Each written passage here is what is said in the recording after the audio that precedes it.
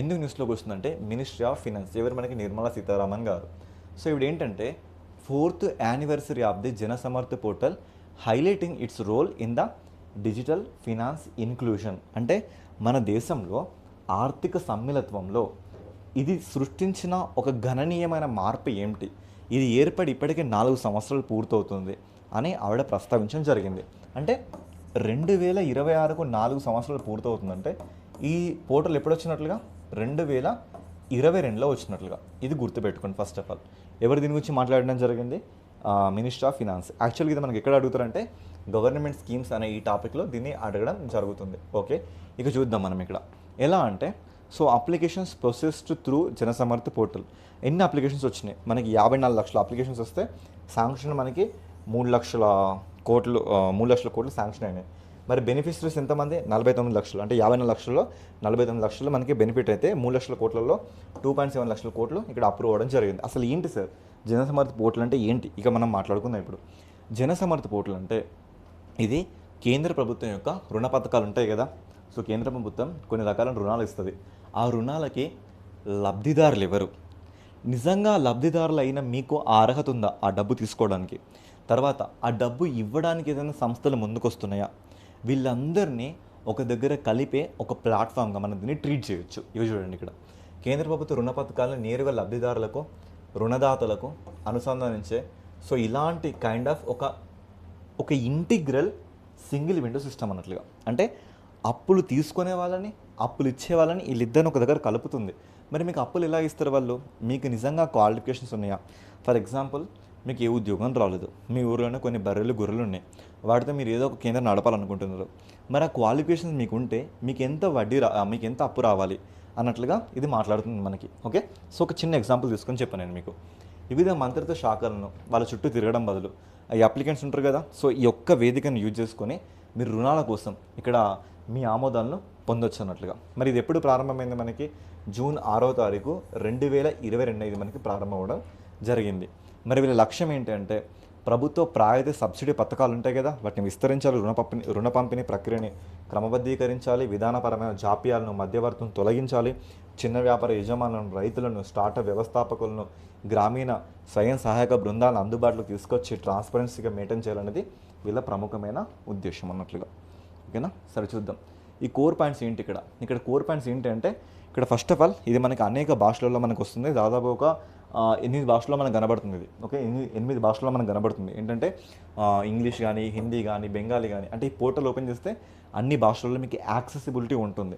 తర్వాత ఎలాంటి పథకాలు ఇక్కడ జాయిన్ అయ్యారంటే 8 ప్రధాన వినియోగదారుల రంగాలలో 16 రుణ అనుసంధానిత కేంద్ర ప్రభుత్వ పథకాలని ఇందులో జాయిన్ చేయడం జరిగింది. మరి ఆ పథకాలు ఏంటి? ప్రధానమంత్రి ఎంప్లాయ్మెంట్ గ్యారంటీ ప్రోగ్రామ్ కానీ, ప్రధానమంత్రి ముద్ర యోజన కానీ, ప్రధానమంత్రి స్వనిధి కానీ, స్టార్టప్ లోన్స్ కానీ, డే ఎన్ఆర్ఎల్ఎం, కిసాన్ క్రెడిట్ కార్డులు, agriculture infrastructure fund, roof top solar installation, urban housing loans for the EWS, LIG, MIG categories, emergency credit line guarantee schemes, ఈ కిసాన్ ఉపాజ్ నిధి, ఇవన్నీ ఇందులో రావడం జరిగింది. అయితే ఇక్కడ ఏంటంటే ఇప్పుడు ఇన్ని స్కీమ్లు మనం మాట్లాడుకున్నాం కదా, రేపు పొద్దున ఈ స్కీమ్స్ని డైరెక్ట్గా మీకు ఇచ్చి వాటిని క్రోనాలజీ కూడా అడగడానికి మనకు ప్రాబిలిటీ ఉంది. జనరల్గా జనసమర్థ్ పోర్టల్ ఏంటంటే అక్కడ మీకున్న ఆ 16 రకాల స్కీమ్స్ని మీకు అప్పచెప్పడం జరుగుతుంది. సో అప్పచెప్పి ఒక డిజిటల్ ఇన్ఫ్రాస్ట్రక్చర్ ఇది మన కళ్ళ ముందుకు వచ్చింది. అందులో ముఖ్యంగా మన ప్రధానమంత్రి ఎంప్లాయ్మెంట్ గ్యారంటీ ప్రోగ్రామ్ చూసుకుంటే ఈ ప్రోగ్రామ్ మనకి 2008లో రావడం జరిగింది. ఈ ప్రోగ్రామ్ని ఏ మంత్రిత్వ శాఖ ఆధ్వర్యం తీసుకొచ్చారంటే ministry of the MSME sector and దాంతోపాటుగా ఖాదీ విలేజ్. సో ఇక్కడ చూసుకుంటే మనకి ఖాదీ అండ్ గ్రామ పరిశ్రమల commission, khadi village industries commission, వీళ్ళిద్దరు నేతృత్వం తీసుకోవడం జరిగింది. అంటే మన దేశంలో ఈ ఖాదీ విలేజ్ ఇండస్ట్రీస్ కమిషన్ అనేది 1956లో ఏర్పడిన ఒక స్టాట్యుటరీ బాడీ. సో ఇక్కడ ఏంటంటే ఖాదీ విలేజ్ ఇండస్ట్రీస్ కమిషన్, దాంతోపాటుగా మినిస్ట్రీ ఆఫ్ ఎంఎస్ఎంఈ సెక్టర్, ఈ రెండు కలిపి ఈ ప్రధానమంత్రి ఎంప్లాయ్మెంట్ గ్యారంటీ ప్రోగ్రామ్ని 2008 తీసుకోవడం జరిగింది. తర్వాత ఇక ముద్ర యోజన మీకు చెప్పనవసరం లేదు. దీన్ని ఏమంటాం మనం? Micro unit development and refinance agency అనే పేరుతో పిలుచుకుంటున్నాం. ఇది ఏంటి అంటే చిన్న చిన్న సంస్థలకి పూచీకత్తు లేకుండా రుణాలు ఇవ్వడం జరుగుతుంది. ఎప్పుడు వచ్చింది? 2015లో మనకి రావడం జరిగింది. ఇందులో మొత్తంగా మనకి 3 రకాలు ఇంతకుముందు కనబడి శిశు, కిషోర్, తరుణ్ అని. మరి శిశు లోన్ అంటే మీకు 50,000 వరకు ఇస్తుంది, కిషోర్ అంటే 50,000 నుంచి 5 లక్షల వరకు ఇస్తుంది, తరుణ్ అంటే 5 లక్షల నుంచి 10 లక్షల వరకు లోన్ ఇస్తుంది. మరి తరుణ్ ప్లస్ అంటే 10 లక్షల నుంచి 20 లక్షల వరకు లోన్ ఇస్తుంది. అంటే ఇంత లోన్ కూడా ఇక్కడ మనకి ఎలా అంటే కొల్లేటరల్, ఓకేనా. సో పూచీకత్తు లేకుండా ఇది మనకి ఇవ్వడం జరుగుతుంది, ఓకేనా. సో ఇన్ని రకాలు మనకి ఇస్తుంది. ముద్ర కార్డు కూడా ఒకటి ఇవ్వడం జరుగుతుంది. ఆ కార్డు ప్రకారం మీకు డబ్బులు వస్తాయన్నట్లుగా. ఎప్పుడు వచ్చింది? 2015లో ఇది ఏర్పడడం జరిగింది. ఇప్పటికీ ఈ స్కీమ్ 11 సంవత్సరాలు పూర్తి చేసుకుంది. నెక్స్ట్ ప్రధానమంత్రి స్వనిధి అంటే స్ట్రీట్ వెండర్స్ ఆత్మనిర్భర్ నిధి అనేది ఒకటి వచ్చింది. ఏంటంటే యాక్చువల్గా ఇది మనకి 2020లో తీసుకొచ్చుకున్న ఒక స్కీమ్ అన్నట్లుగా, ఓకేనా. ఇది మనకి ఎప్పుడు 2020లో వచ్చింది. ఎందుకు సార్ ఇది వచ్చిందంటే మనకి కోవిడ్ టైంలో చాలామంది నష్టపోయారు. అప్పుడు స్ట్రీట్ వెండర్స్ ఉంటారు కదా, అంటే మన స్ట్రీట్స్లలో ఎవరైతే గప్చుప్ బండి కానీ లేదంటే బజ్జీలు వేసుకొని చిన్న కొట్టు కానీ అలా ఎవరైతే లేదా పూలు అమ్ముకుంటుళ్ళు కాయగూరలు అమ్ముకుంటుళ్ళు వీళ్ళన్నట్లుగా వీళ్ళకి లోన్ ఇవ్వడం అన్నట్లుగా. సో ఆ లోన్ మళ్ళీ కడితే మళ్ళీ ఇంకొస్తే ఎక్కువ లోన్ ఇవ్వడం, అది కడితే ఇంకాస్త ఎక్కువ లోన్ ఇవ్వడం, ఇలా మనకి తీసుకొచ్చింది ఇది అన్నట్లుగా. సో ఇక్కడ మనం చూసుకుంటే ఈ స్కీమ్ మనకి 2020 నుంచి 2030 వరకు యాక్టివ్ మోడ్లో ఉంటుంది. ఇక్కడ ఏంటి అంటే ఫస్ట్ స్టాంచ్ మొదటి విడతలో గవర్నమెంట్ మీకు 10,000 ఇస్తుంది, 1 ఇయర్లో కట్టుకోవచ్చు. రెండో విడతలో 20,000 ఇస్తుంది, దాన్ని కూడా మీరు ఫస్ట్ లోన్ కడితే ఇది ఇస్తుంది. తర్వాత మీకు 50 వరకు ఇస్తుంది, అంటే సెకండ్ లోన్ కూడా మీరు పే చేస్తే ఇంతవరకు మీకు రుణాలు ఇవ్వడం జరుగుతుంది అన్నట్లుగా, ఓకేనా. నెక్స్ట్ మనకి దీన్ దయాళ్ అంత్యోదయ యోజన డే ఎన్ఆర్ఎల్ మనకు స్కీమ్ ఉంది కదా. ఈ స్కీమ్ ఎప్పుడు వచ్చింది? సో ఇదేంటంటే మనకి నేషనల్ లైవ్లీహుడ్ మిషన్ అన్నట్లుగా, అంటే గ్రామీణ ప్రాంతాలలో వాళ్ళ యొక్క జీవన ఉపాధిని ఎలా మెరుగుపరచాలనే ఉద్దేశంతో మనకి స్కీమ్ రావడం జరిగింది. ఇది ఎవరి కింద మనకు రన్ అవుతుందంటే మినిస్ట్రీ ఆఫ్ రూరల్ డెవలప్మెంట్ కింద రన్ అవుతుంది. మనకి 2011లో ఈ స్కీమ్ ఇది రావడం జరిగింది. గ్రామాలలో ఉన్న యువతకు కానీ ఇంకెవరికైనా కానీ స్వయం సహాయక బృందాలకు కానీ వాళ్ళకి లోన్లు ఇచ్చి వాళ్ళ జీవితాలు మార్చడం స్కీమ్ యొక్క ఉద్దేశం. అయితే తర్వాత మనకి 2015లో దీన్ని చేంజ్ చేయడం జరిగింది. ఏమని చేంజ్ చేయడం జరిగింది? ఇంతకుముందు మనకి నేషనల్ రూరల్ లైవ్లీహుడ్ మిషన్ ఉందే కదా, దీనికి దీన్ దయాళ్ అంత్యోదయ యోజన అనే పేరుని అడిషనల్గా ఇక్కడ యాడ్ చేయడం జరిగింది అలా అన్నట్లుగా, ఓకేనా. నెక్స్ట్ కిసాన్ క్రెడిట్ కార్డు ఉంది. ఇది మనకి ఎప్పుడు వచ్చింది? అప్పుడెప్పుడో 1998లో ఈ స్కీమ్ రావడం జరిగింది. కిసాన్ క్రెడిట్ కార్డు అంటే స్వల్పకాలం రైతులకి ఇచ్చే రుణ సహాయం అన్నట్లుగా. సో ఇక్కడ స్వల్పకాలం కూడా చాలా ఇంపార్టెంట్. ఇది మనకి వాణిజ్య బ్యాంకులు అండ్ రీజనల్ రూరల్ బ్యాంకులు, చిన్న చిన్న ఫైనాన్స్ బ్యాంకులు, సహకార సంఘాలు ఈ పథకాన్ని అమలు చేయడంలో పాలు పంచుకుంటే, సో కేసీసీ మనకి కిసాన్ క్రెడిట్ కార్డు పథకం వస్తే మీకు ఏటీఎం సౌకర్యం ఉంటుంది. ఆ ఏటీఎం సౌకర్యం కింద ఇలాంటి రూపే డెబిట్ కార్డు మీకు ఇస్తారు. ఆ డెబిట్ కార్డు పెడితే మీకు డబ్బులు తీసుకోవచ్చు అన్నట్లుగా, ఓకేనా.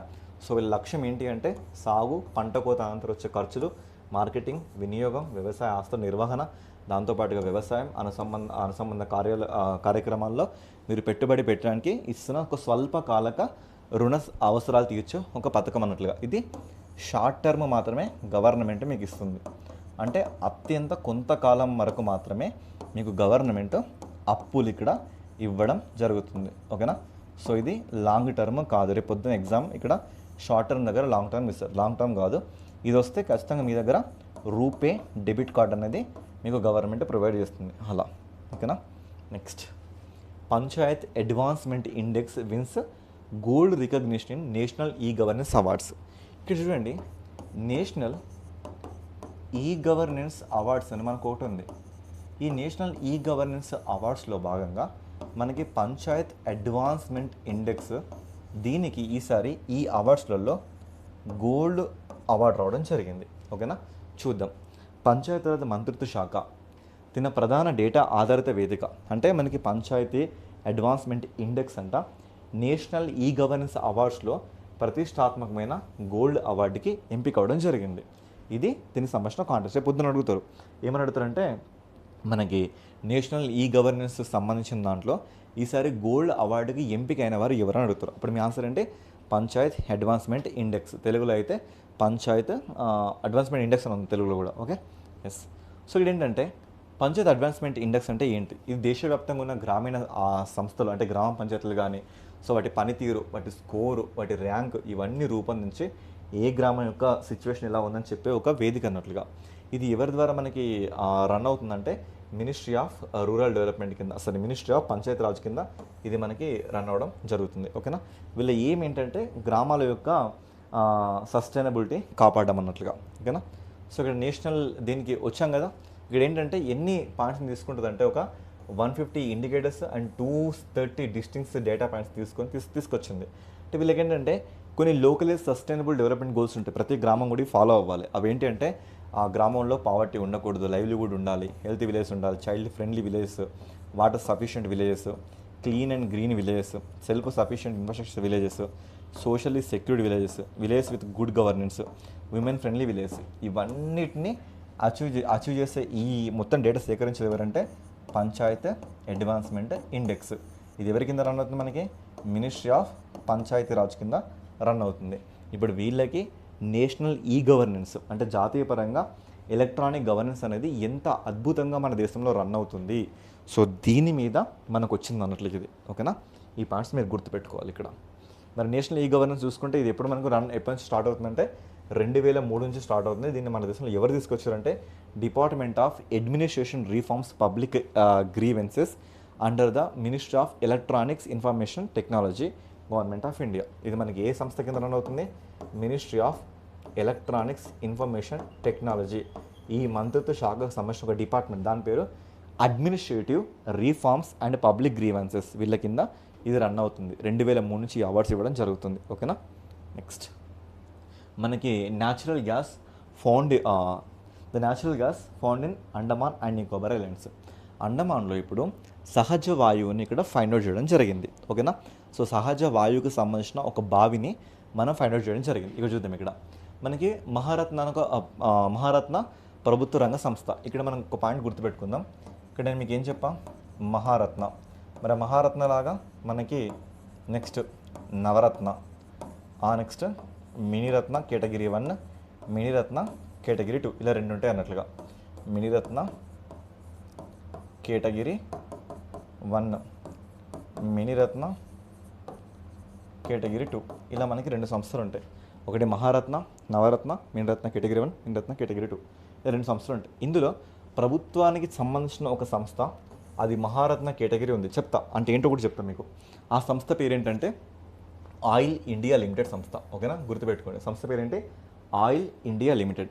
ఈ ఆయిల్ ఇండియా లిమిటెడ్ అండమాన్ తీర ప్రాంతంలో ఒక 3వ బావిని ఫైండ్ అవుట్ చేయడం జరిగింది. ఆ బావి పేరు విజయపురం 3 అనే పేరుతో జూన్ 5వ తారీఖున ఫైండ్ అవుట్ చేశారు. అంటే ఏంటంటే వాళ్ళు డ్రిల్లింగ్ చేస్తుండ్రు ఆ ప్రాంతం మొత్తం. డ్రిల్లింగ్ చేస్తే ఇక్కడ యాక్చువల్గా అండమాన్ నికోబార్ ఐలాండ్స్ వీటి క్యాపిటల్ ఏంటి అంటే ఇది ఒక కేంద్రపాలిత ప్రాంతం. వీళ్ళ క్యాపిటల్ ఏంటి అంటే దాని పేరు ఇంతకుముందు పోర్ట్ బ్లేర్ ఉండేది. ఇప్పుడు దాని పేరు మనం శ్రీ విజయపురం అనే పేరుతో పిలుచుకోవడం జరుగుతుంది. ఈ శ్రీ విజయపురం యొక్క ఇంటర్నేషనల్ ఎయిర్పోర్ట్ పేరే వీర సావర్కర్ ఇంటర్నేషనల్ ఎయిర్పోర్ట్. ఇక్కడ మనకి ప్రసిద్ధ కాలాపాని జైలు కూడా మనకి ఇక్కడే ఉంది. ఈ ప్రాంతంలో ఆయిల్ ఇండియా లిమిటెడ్ వాళ్ళు ఏం చేశారంటే త్రవ్వకాలు జరుపుతుంటే వాళ్ళకి ఇప్పటివరకు 2 బావిలలో సహజ వాయువు దొరికింది. ఇప్పుడు 3వ బావిలో కూడా మనకి సహజ వాయువు దొరకడం జరిగింది. ఇది దీనికి సంబంధించిన కాంటెక్స్ట్. అండమాన్ నికోబార్ దీవులు కదా, దీనికి సంబంధించి కొన్ని విషయాలు చూద్దాం. వీళ్ళ రాజధాని ఏంటి? పోర్ట్ బ్లేర్, కానీ వెరీ రీసెంట్గా పేరు మారింది శ్రీ విజయపురం. ఓకేనా? సో ఇక్కడ గవర్నమెంట్ మనకి లెఫ్టినెంట్ గవర్నర్ ఎవరంటే దేవేంద్ర కుమార్ గారు. ఓకేనా? సో ఇక్కడ పార్లమెంటు లోక్సభ ఎంపీ సీట్ చూసుకుంటే ఒక్కగానొక ఎంపీ సీట్ మాత్రం ఉంది. వీళ్ళు ఎవరి కిందకి వస్తారంటే కలకత్తా హైకోర్టు కిందకి రావడం జరుగుతుంది. సరే చూద్దాం. ఇప్పుడు ఇక్కడ ఏంటంటే మనం ఫైండ్ అవుట్ చేస్తున్నాం కదా. సో ఇంతకుముందు మనకి వెల్స్ అంటే ఇక్కడ ఎన్ని రకాల బావులు ఉన్నాయి, మన విజయపురం 3 అనే బావితో మనం దీన్ని తీసుకొచ్చినాం. ఓకేనా? So old natural gas centres in the Andaman block, ఇలా మనకి ఇంతకుముందు 2 బావిలు మనకి ఈ ప్లేస్లో కనబడేది. అయితే ఇక్కడ మేము మీకు చెప్పచ్చు, ఒక విషయం చెప్పాలి. ఇండస్ట్రీస్ గురించి మనం మాట్లాడుతున్నప్పుడు ఖచ్చితంగా we have to discuss about 1948 పారిశ్రామిక తీర్మానం. ఓకేనా? సో ఇది ఈ పాయింట్ గుర్తుపెట్టుకోండి. మనకి ఇండస్ట్రీస్ గురించి చెప్పినప్పుడు 1948లో ఒక పారిశ్రామిక తీర్మానం వచ్చింది మన దేశంలో. ఓకేనా? ఆ పారిశ్రామిక తీర్మానం ప్రకారంగా ఆ పారిశ్రామిక తీర్మానం మన దేశంలో ఇండస్ట్రీస్ని 4 రకాలుగా కేటగిరైజ్ చేసింది. ఒకటి ఏంటంటే గవర్నమెంట్ మోనోపలి, అంటే గవర్నమెంటే అన్ని రకాలుగా ఏకఛత్రాధిపత్యం కలిగి ఉండాలి మన దేశంలో, అలా డివైడ్ చేసింది. నెక్స్ట్ మిక్స్డ్, అంటే గవర్నమెంట్ అండ్ ప్రైవేటు 2 ఉండాల్సిన పరిశ్రమలు డివైడ్ చేసింది. మూడవది గవర్నమెంట్ మాత్రమే రెగ్యులేట్ చేసే సంస్థల్ని చూపెట్టింది. తర్వాత ప్రైవేట్ కంపెనీస్ ఏంటి అంటే మన దేశంలో ఏంటంటే అప్పుడే మన దేశాన్ని బ్రిటిష్ వాళ్ళు అన్ని సంవత్సరాలు పరిపాలించి మన దేశాన్ని వదిలేస్తారు. మరి వదిలేసిన ఈ దేశంలోనంట కొత్త పారిశ్రామిక తీర్మానం తీసుకొచ్చి పరిశ్రమల్ని మనం ఎలా విభజించాలి అన్న ఒక కాంటెక్స్ట్ మనకు వచ్చింది. అలా విభజించినప్పుడు మొదటి పారిశ్రామిక తీర్మానం 1940లో జరిగింది. వీళ్ళు ఏం చెప్తున్నారంటే మనకి పరిశ్రమల్ని 4 భాగాలుగా కేటగిరైజ్ చేసారు, అంటే వర్గీకరించారు. మొదటి భాగం ఏంటంటే కొన్ని పరిశ్రమలు ఉంటాయి దాని మీద గవర్నమెంట్ గుత్తాధిపత్యం ఉంటుంది. రెండోది ఉంటుంది గవర్నమెంట్ అండ్ ప్రైవేట్ ఇద్దరు కలిసి పనిచేస్తారు. మూడోది ఉంటుంది ఇది ప్రైవేట్ వాళ్ళదే కానీ గవర్నమెంట్ రెగ్యులేట్ చేస్తుంది. నాలుగోది ఉంటుంది మొత్తం కంప్లీట్గా ప్రైవేట్ కింద రన్ అవుతుంది అన్నట్లుగా. అంటే పరిశ్రమల్ని ఓకే ఇక్కడ ఏంటంటే పరిశ్రమల్ని మొత్తం ఎన్ని భాగాలుగా 4 భాగాలుగా వర్గీకరించడం జరిగింది. ఎన్ని భాగాలుగా 4 భాగాలుగా పరిశ్రమల్ని వర్గీకరించారు. ఈ పాయింట్ గుర్తుపెట్టుకోండి. నెక్స్ట్ మనకి సెకండ్ పాలసీ వచ్చింది. రెండవ పారిశ్రామిక విధానం వచ్చింది. ఇది ఎప్పుడు 1956లో. దీన్నే మనం ఏమంటామంటే it is an industrial constitution, అంటే పరిశ్రమల రాజ్యాంగం అని మనం దీన్ని పిలవడం జరుగుతుంది. దీని ప్రకారంగా పరిశ్రమల మొత్తాన్ని మనం షెడ్యూల్ ఏ, షెడ్యూల్ బి, షెడ్యూల్ సిగా విభజించడం జరిగింది. షెడ్యూల్ ఏ, షెడ్యూల్ బి, షెడ్యూల్ సిగా విభజించడం జరిగింది. మరి షెడ్యూల్ ఏలు ఏంటంటే ఓన్లీ గవర్నమెంట్ ఎంటిటీస్ మాత్రమే ఉంటాయి. అవి ఏంటి సార్ అంటే రైల్వేస్ కానీ, అమ్యునిషన్ అంటే ఆయుధ కర్మాగారాలు కానీ, అటామిక్, ఏరోప్లేన్స్, తర్వాత industries, postal, telegraphs, coal mines, electricity, తర్వాత మనకి నేవల్ డిపార్ట్మెంట్, ఇవన్నీ గవర్నమెంట్ కింద ఉంటాయి. కానీ ఇందులో కూడా ఇప్పుడు కొన్ని మనకి ప్రైవేటైజ్ అవుతున్నాయి. ఎన్ని ప్రైవేటైజ్ అయినా కూడా గవర్నమెంట్ గుత్తాధిపత్యం 4 ఇట్లలో ఉంటుంది. అదేంటంటే అమ్యునిషన్ ఆయుధాల మీద, అటామిక్ మీద, రైల్వేస్ మీద, ఏవియేషన్ మీద ఉండాలని ఇక్కడ డిసైడ్ చేసుకోవడం జరిగింది. మరి షెడ్యూల్ బిలో ఏముంటాయంటే గవర్నమెంట్ అండ్ ప్రైవేట్ ఇద్దరి చేత మనకి నిర్వహించబడుతున్న కొన్ని సంస్థలు ఇక్కడ కనబడుతుంటాయి. మరి షెడ్యూల్ 3 ఏంటంటే పూర్తిగా ప్రైవేట్ వాళ్ళు ఉంటారు అన్నట్లుగా. ఇలా పరిశ్రమలు విభజించడం జరిగింది. అయితే మళ్ళీ ఈ పరిశ్రమల్ని వాళ్ళకు వస్తున్న టర్నోవర్ మీద, వాళ్ళకు వస్తున్న ప్రాఫిట్స్ మీద మనం మహారత్న అని, నవరత్న అని, మినిరత్న కేటగిరీ 1, కేటగిరీ 2 అని మనం పిలవడం జరుగుతుంది. మరి మహారత్న ఒక కంపెనీ పిలువబడాలంటే దానికి ఎలాంటి క్వాలిటీస్ ఉండాలంటే ఇలాంటి ఒక స్టేటస్ని 2009లో తీసుకురావడం జరిగింది. ఫస్ట్ ఆఫ్ ఆల్ ఏ కంపెనీ అయినా కూడా సెబీ అంటే stock exchange board of India తినకి సంబంధించిన నామ్స్ అన్నిటిని సాటిస్ఫై చేయాలి. ఓకేనా. Stock exchange board of India ఇది మనకి 1988లో ఏర్పడింది. తర్వాత 1992 ఆ టైంలో స్టాట్యుటరీ బాడీగా మన కళ్ళ ముందుకు వచ్చింది. ఓకేనా. తర్వాత అది మహారత్నాన్ని పిలిపించుకోవాలంటే ఖచ్చితంగా నవరత్నకి హోదా పొందాలి. సరే, హోదా పొందింది. తర్వాత తన యొక్క టర్నోవర్ ఇది గుర్తుపెట్టుకోండి. తన యొక్క టర్నోవర్ గత 3 సంవత్సరాలు చూసుకుంటే 25,000 కోట్ల రూపాయలు ఉండాలి. ఓకేనా. ఇది ఫస్ట్ పాయింట్.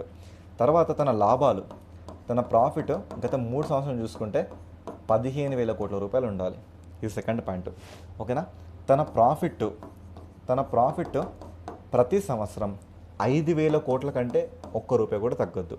ఈ 3 కండిషన్స్ని సాటిస్ఫై చేసింది అనుకోండి, అప్పుడు అది నాకు మహారత్నగా పిలుచుకోవచ్చు ఆ సంస్థని.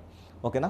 సో ఆ సంస్థని అలా పిలుచుకోవచ్చు. ఇలా జరిగితే నాకు లాభం ఏంటి సార్ అంటే అప్పుడు ఆ సంస్థ గవర్నమెంట్ అనుమతి లేకుండా 1000 నుండి 5,000 కోట్ల రూపాయల వరకు గవర్నమెంట్ సమ్మతి లేకుండా ఎక్కడ పడితే అక్కడ ఇన్వెస్ట్మెంట్స్ చేసుకోవచ్చు. ఏదైనా సరే తనకు నచ్చినట్లుగా చేసుకోవచ్చు అన్నట్లుగా. మరి ఇలాంటి సంస్థలు దేశంలో ఎన్ని ఉన్నాయి సార్ అంటే ఇప్పటి వరకు పోల్చుకుంటే ఒక 14 సంస్థలు మనకు కనబడుతున్నాయి.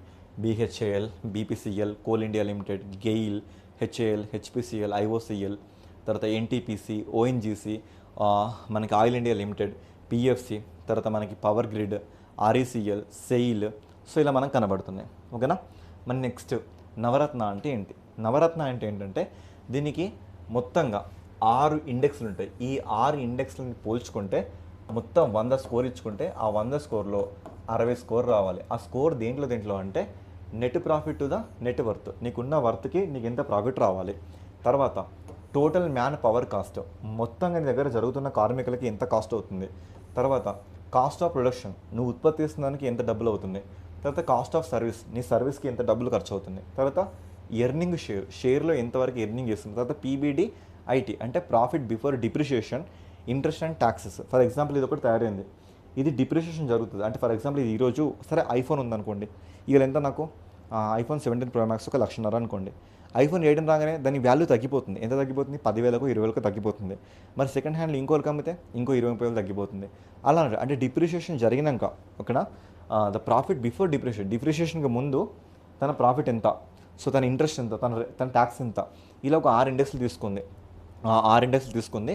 సో దీని ప్రకారం ఏంటంటే మనకు ఆ సంస్థ మనకి నవరత్నాన్ని పిలిపించుకోవాలంటే తన టర్నోవర్ ఖచ్చితంగా గడిచిన 3 సంవత్సరాల్లో 10,000 కోట్ల రూపాయలు ఉండాలి. ఓకేనా. ఇది గుర్తుపెట్టుకోండి. తర్వాత తన యావరేజ్ ప్రాఫిట్ వచ్చేసి 1,000 కోట్లకి రూపాయి కూడా తగ్గొద్దు. ఇలా ఈ 2 పాయింట్స్ని సాటిస్ఫై చేయాలి. ఓకేనా? అలా సాటిస్ఫై చేసినప్పుడు వాళ్ళకు వచ్చే ఒక అర్హత ఏంటి అంటే అది 1000 కోట్ల రూపాయలు కానీ లేదంటే 15% ఆఫ్ ది నెట్వర్త్ అనే సింగిల్ ప్రాజెక్ట్, లేదంటే 30% of the net worth whole year. అంటే 1000 కోట్ల రూపాయలకి తగ్గకుండా, 1000 కోట్ల రూపాయలకి రూపాయి తగ్గకుండా తన నెట్వర్త్లో 15% నుంచి 30% వరకు తను గవర్నమెంట్ సమ్మతి లేకుండా ఖర్చు పెట్టుకోవచ్చు అని ఇక్కడ అర్థం చెప్తుంది నాకు. మరి మినీరత్న చూసుకుంటే ఇలాంటిది 1997లో ఈ స్టేటస్ తీసుకురావడం జరిగింది. దీని ప్రకారంగా మనం కేటగిరీ 1, కేటగిరీ 2గా రెండింటిలో మనం విభజించినాం. మరి కేటగిరీ 1గా చూసుకుంటే ఆ సంస్థ టర్నోవర్ ఏడాదికి 5,000 కోట్లు, ప్రాఫిట్ 500 కోట్లు ఉండొచ్చు. ఒకవేళ కేటగిరీ 2 కావాలంటే ఆ టర్నోవర్ 1000 కోట్లు ఉండాలి, తన లాభం అనేది 300 కోట్లు ఉండాలి. ఓకేనా? ఇవి రెండు కూడా మనకి దీనికి సంబంధించిన థింగ్స్. ఇలా వస్తే ఏంటంటే మనకి 500 కోట్ల వరకు, లేదంటే వాళ్ళ వర్త్ ఎంత ఉందో అంతవరకు గవర్నమెంట్ సమ్మతి లేకుండా వాళ్ళు డబ్బులు ఖర్చు పెట్టుకోవచ్చు. ఆఫ్కోర్స్ కొంచెం ఇబ్బందిగానే ఉండొచ్చు, ఎగ్జామ్స్లో పడితే మాత్రం అప్పుడు దిమ్మ తిరుగుద్ది మీకే. సో కొంచెం కష్టమైనా నీట్గా నోట్ చేసుకోండి. ఇక్కడ సింపుల్ అండి. సో దీని ప్రకారం ఏంటంటే నువ్వు కేటగిరీ 1 అవ్వాలంటే నీ టర్నోవర్ 5,000 కోట్లు ఉండాలి, నీ ప్రాఫిట్ 500 కోట్లు ఉండాలి. కేటగిరీ 2 కావాలంటే నీ టర్నోవర్ 1000 కోట్లు ఉండాలి, నీ లాభం 300 కోట్లు ఉండాలి. అలాంటి పరిస్థితుల్లో నీకు ఏమవుతుందంటే గవర్నమెంట్ యొక్క సమ్మతి లేకుండా నువ్వు 500 కోట్ల నుంచి నీ నెట్వర్త్ ఎంత ఉందో అంతవరకు నువ్వు డబ్బుల్ని యథేచ్ఛగా గవర్నమెంట్ సమ్మతి లేకుండా ఇన్వెస్ట్ చేసుకుంటావో, బ్లాక్ మనీ చేసుకుంటావో, ఏ మనీ చేసుకుంటావో నీ ఇష్టం. సో ఆ డిస్ప్యూట్స్ని ఇక్కడ మాట్లాడదలుచుకోలేదు. ఓకేనా? Yes, next. సో ఇవన్నీ 2026 నాటికి మన దేశంలో 27 నవరత్న కంపెనీస్ ఉన్నాయి. ఓకే, నెక్స్ట్ మనకి మ్యాపింగ్. గిల్గిట్ బాల్టిస్తాన్ ఇప్పుడు న్యూస్లోకి వచ్చిందండి. గత కొంతకాలం నుంచి మనకి పీఓకే లేదంటే లైన్ ఆఫ్ కంట్రోల్ మనకి చాలా న్యూస్లో ఉంటుంది. సరే, ఇక్కడ లైన్ ఆఫ్ కంట్రోల్ ఏంటి, పీఓకే ఏంటి? మనకి చూడండి, 1947లో స్వాతంత్రం వచ్చిన తర్వాత పాకిస్తాన్ ఏర్పడింది కదా. అప్పుడు పాకిస్తాన్ జమ్మూ కాశ్మీర్ కోసం మన దేశంతో యుద్ధానికి దిగడం జరిగింది. ఆ యుద్ధంలో మనకి ఏం జరిగిందంటే పాకిస్తాన్ ఈ జమ్మూ కాశ్మీర్ని ఇన్వైట్ చేసింది, ఆక్రమించింది. అలా ఆక్రమించినప్పుడు ఇదంతా ప్రాంతాన్ని ఆక్రమించింది. ఇలా ఆక్రమించిన ఈ లైన్ని మనం లైన్ ఆఫ్ కంట్రోల్ అంటే నియంత్రిత రేఖ అనే పేరుతో మనం దీన్ని పిలుచుకోవడం జరుగుతుంది. ఇదంతా నియంత్రిత లైన్, ఇదంతా మనకి పీఓకే. ఈ పీఓకే మళ్ళీ గిల్గిట్ అండ్ బాల్టిస్తాన్గా విభజించడం జరిగింది. అయితే ఇక్కడ మీకు పక్కన కనబడుతున్న ఈ ప్లేస్ ఉంది కదండి, దీన్ని మనం షక్స్గమ్ వ్యాలీ అనే పేరుతో పిలుచుకుంటాం. ఈ షక్స్గమ్ వ్యాలీని 1962లో మన దేశంతో చైనా యుద్ధానికి వచ్చింది కదా. ఆ యుద్ధంలో శత్రువు జాతిరత్నాల్లో అజాశత్రువు అన్నారు, కనుక శత్రు మిత్రుడు కదా. అయితే ఈ షక్స్గమ్ వ్యాలీని అప్పుడు పాకిస్తాన్ ఏం చేసింది, 1963లో చైనాకు దారదత్తం చేసింది. అలా ఈ ప్రాంతం చైనాకి వెళ్ళిపోయింది. అప్పుడు 1960లో మనకు గొడవ జరిగింది కదా. ఆ గొడవలో ఈ ప్రాంతం చూడండి, ఇదంతా కూడా 1960లో చైనా ఆధ్వర్యంలోకి వెళ్ళిపోవడం జరిగింది. ఈ ప్రాంతాన్ని మనం అక్సాచిన్ అనే పేరుతో పిలుచుకుంటున్నాం. ఈ లైన్ని మనం లైన్ ఆఫ్ యాక్చువల్ కంట్రోల్ అనే పేరుతో పిలుచుకుంటున్నాం. ఆ రిమైనింగ్ ఏరియా మన దేశంలో జమ్మూ కాశ్మీర్, లదాఖ్ అనే యూటీస్గా మనం ఇక్కడ పిలుచుకోవడం జరుగుతుంది. అయితే ఇక్కడ ఏంటంటే గిల్గిట్ బాల్టిస్తాన్ అసెంబ్లీ అని పిలువబడే ప్రాంతానికి సాధారణ ఎన్నికలు నిర్వహించాలన్న పాకిస్తాన్ ఏకపక్ష ప్రణాళికల మీద భారత ప్రభుత్వం కొన్ని దౌత్యపరమైన తన అసమ్మతిని తెలియజేయడం జరిగింది. అంటే అది ఇప్పటికీ మీ ప్రాంతం అని మీరు ఎలా దాన్ని కన్ఫిగర్ చేస్తున్నారు? అది ఈరోజు కూడా మాదే, అది ఇంకా డిస్ప్యూట్లో ఉంది. సో అది మీది కాదు మాది కాదని మన దేశం ఇక్కడ పిలవడం జరుగుతుందని ఇక్కడ మీరు అర్థం చేసుకోండి. సరే, దీని ప్రకారం చూసుకుంటే ఇది మొత్తం ఏరియా దీని ఎంత ఉందంటే 72,496 స్క్వేర్ కిలోమీటర్ ఉంది. ఇది మిమ్మల్ని అడగడు. ఓకేనా? సరే, దీని బార్డర్ చూసుకుంటే మనకి వకాన్ కారిడార్ ఆఫ్ఘనిస్తాన్తో కనబడుతుంది. ఇక్కడ మనకి ఆఫ్ఘనిస్తాన్తో ఒక 106 కిలోమీటర్ మన బార్డర్ కనబడుతుంది కదా. ఈ బార్డర్ని మనం ఏమని పిలుస్తామంటే వకాన్ కారిడార్. సో ఇది కూడా మనకి ఈ ప్లేస్లో లొకేట్ అవుతుందని కరెంట్ అఫైర్స్ చెప్తుంది. మరి ఈస్ట్ అండ్ నార్త్ ఈస్ట్లో చూసుకుంటే జిన్జియాంగ్ అటానమస్ రీజన్ కనబడుతుంది. సో ఇక్కడ దీనికి తూర్పు అండ్ నార్త్ ఈస్ట్లో ఇదంతా ఎవరు, చైనాకి చెందిన జిన్జియాంగ్ ప్రావిన్స్ అన్నట్లుగా, ఇదంతా కూడా చైనాకి చెందిన జిన్జియాంగ్ ప్రావిన్స్ నాకు ఇక్కడే కనబడుతుంది. మరి సౌత్లో చూసుకుంటే పాకిస్తాన్ అడ్మినిస్ట్రేషన్కి సంబంధించిన, అంటే ఇదంతా కూడా దీనంతటి మనం ఏమంటామంటే ఆజాదీ జమ్మూ అండ్ కాశ్మీర్ అనే పేరుతో మనం ఇక్కడ పిలుచుకుంటున్నాం. ఓకే, మరి సౌత్ ఈస్ట్లో చూసుకుంటే ఇండియన్కి సంబంధించిన జమ్మూ అండ్ కాశ్మీర్లో లదాఖ్లో మనకి కనబడుతున్నాయి ఈ ప్లేస్లో మొత్తంగా. ఓకేనా? ఓకే, సో ఇది చూసుకుంటే దీని ఒక ప్రాచీన చరిత్ర చూసుకుంటే ఒకప్పుడు సిల్క్ రోడ్ ఈ ప్లేస్ నుంచి వెళ్ళిందంట. మరి రాచరిక సంస్థానాలు 1846 నుంచి చూసుకుంటే 1947 మధ్యలో మనకి ఏమేమి సంస్థానాలు ఇక్కడ. సో ఇక్కడ చూసుకుంటే మనకి ముఖ్యంగా రాజా హరిసింగ్ ఈ ప్రాంతం ఇండియాకి ఇవ్వాలనుకున్నాడు. బట్ అప్పటికే పాకిస్తాన్ దాన్ని ఇన్వేజన్ చేసింది. మరి 1947 తిరుగుబాటు జరిగింది. ఆ తిరుగుబాటులో రాజా హరిసింగ్ మనకి ఇచ్చేశారు. ఇక తర్వాత కరాచీ ఒప్పందం, ఇది 1949లో జరిగింది. ఈ కరాచీ ఒప్పందం ప్రకారంగా ఈ పీఓకే భూభాగం యొక్క పరిపాలన అధికారికంగా ఆజాదీ కాశ్మీర్ ప్రభుత్వం నుంచి పాకిస్తాన్ ఫెడరల్ గవర్నమెంట్కి బదిలీ చేయబడింది. దీన్ని కాశ్మీర్ వ్యవహారాల మంత్రిత్వ శాఖ యొక్క ప్రత్యక్ష నియంత్రణ కింద ఉంచడం జరిగింది. అంటే 1949లో మనం కరాచీలో ఒక ఒప్పందం చేసుకున్నాం. ఇక్కడ చూడండి, మన జవహర్లాల్ నెహ్రూ కనబడుతుంది కదా. ఈ ఒప్పందంలో ఇది ఎటు వెళ్ళిపోయిందంటే పాకిస్తాన్ కిందకి వెళ్ళిపోవడం జరిగింది. ఓకేనా, అలా చూడొచ్చు. మరి ఈ ప్లేస్ దేనికి ఫేమస్ సార్ అంటే it's famous for the collision of the giants. మరి ఆ జియాన్స్ ఏంటి, మన కారకోరం కానీ, హిందూకుష్ మౌంటైన్స్ కానీ, వెస్టర్న్ హిమాలయస్ కానీ, అవన్నీ మనకి ఈ ప్లేస్లో కనబడుతున్నవి. ఓకేనా, so the home of the 8,000 అంటే 8,000 మీటర్లకు పైగా ఉన్న పర్వతాలు ఈ ప్లేస్లో నాకు ఉన్నాయి. K2 పర్వతం అంటే గాడివిన్ ఆస్టన్ కానీ, గాషీర్బమ్ 1, గాషీర్బమ్ 2, సో అది కానీ, నంగా పర్వత్ కానీ, వీటి హైట్స్ చూడండి, ఏవి చూసినా కూడా 8,000 మీటర్లకు పైగానే వీటి హైట్స్ ఉంటాయి మనకి. ఓకేనా, తర్వాత ఈ ప్లేస్ మొత్తం కూడా మనకి అత్యంత దారుణమైన దట్టమైన కారకోరం రీజియన్లో గ్లేషియర్స్తోని ఫామ్ అయింది. అందులో ముఖ్యమైన గ్లేషియర్స్ ఏంటి అంటే మనకి బాల్టోరో, సియాచిన్ గ్లేషియర్, రిమో గ్లేషియర్, అలా ఎన్నో గ్లేషియర్స్ ఈ ప్లేస్లో మనకి కనబడుతున్నవి. ఓకేనా, ఇక్కడ డియోసాయి నేషనల్ పార్క్ కూడా ఉంది. అంటే డియోసాయి మౌంటైన్స్ కూడా మనకి ఇక్కడ కనబడుతున్నవి. So located in the south eastern Baltistan. ఇక్కడ మీకు బాల్టిస్తాన్ ఉంది కదండి. సో బాల్టిస్తాన్లో మీకు సౌత్ ఈస్ట్లో అంటే ఈ ప్రాంతాన్ని మనం ఏమంటామంటే డియోసాయి నేషనల్ పార్క్ అనే పేరుతో పిలుచుకుంటాం. Deosai plateau sits in the average altitude. దాని యావరేజ్ ఆల్టిట్యూడ్ 4,000 మీటర్ల పైగా ఉంటుంది.